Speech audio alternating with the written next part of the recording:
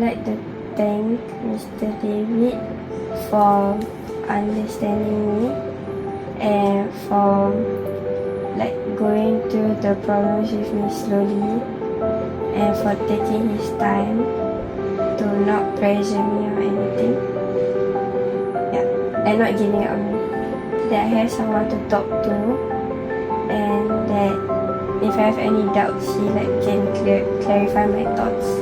And I like look forward to the session because sometimes I keep like my thoughts to myself too much, then I can like open up when we have our session. I think it's like mostly the growth mindset and to not have the fixed mindset. Why is that so powerful to you? Because I feel like it like having a fixed mindset can really affect someone's life a lot. And if you have a growth mindset, it can help you a lot also. Like a lot of differences. Thank you for being on my side.